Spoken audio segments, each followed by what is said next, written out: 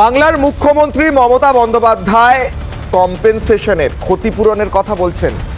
তিনি বলছেন কোম্পানি থেকে 10 লক্ষ দেবে। গতকাল ফিরহাদ হাকিম বলেছিলেন 10 লক্ষ দেওয়া হবে, ডেকোরেটর 5 লক্ষ দেবে।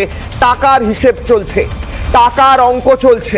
আর টাকার অঙ্ক যখন চলছে একদিকে রাজ্য সরকারের তরফে মমতা বন্দ্যোপাধ্যায় এবং ফিরহাদ হাকিমের মুখে যখন টাকার বুলি উঠছে আর কবিতা শোনা যাচ্ছে, তখন মৃতদের পরিবার পরিজন বলছেন যে খাবারের প্যাকেটের মধ্যে লাশ ভরে ভরে নিয়ে গিয়ে পাচার করে দিচ্ছে পুলিশ।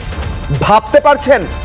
আজ কিশলয়ের অগ্নিবাণের দর্শকদের কাছে আমি হাত জোড় করে রিকোয়েস্ট করছি, আপনারা একবার একটু ভেবে দেখুন নিজেদের, আমি আমার, আপনারা আপনাদের নিজেদেরকে সেই জায়গায় বসিয়ে দেখি। যদি আমাদের পরিবার পরিজনের কাউকে প্রথমে ঝলসে জ্বলে পুড়ে মরতে হতো, তারপর পুলিশ যদি তাদের দেহগুলিকে খাবারের প্যাকেটের মধ্যে ভরে প্যাকিং করে পাচার করে দিত, কেমন লাগতো?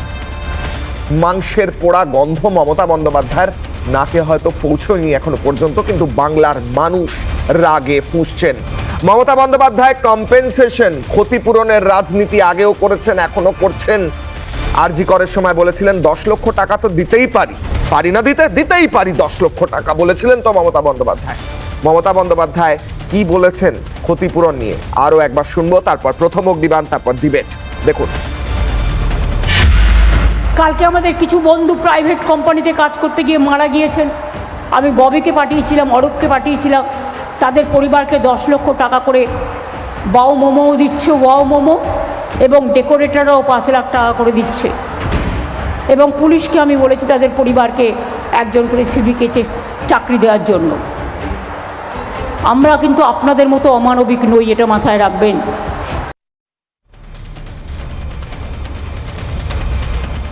আজকের কিশলয়ের অগ্নিবাণের প্রথম প্রশ্ন, প্রথম অগ্নিবাণ আপনাদের স্ক্রিনে। এই মুহূর্তে কিশলয়ের অগ্নিবাণের প্রথম প্রশ্ন, প্রথম অগ্নিবাণ।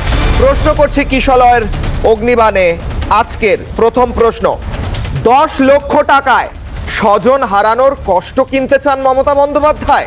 মমতা বন্দ্যোপাধ্যায় বুঝতে পারছেন বাড়ির কোনো মানুষ পুড়ে জ্বলে গেলে কষ্ট কতটা হয়? ব্যর্থতার দায় কেন নেবেন না? পুড়ে যেতে হলো কেন? নিয়ম মাফিক ভাবে চলছিল না কেন? দমকল কি করছিল? প্রশ্ন করব।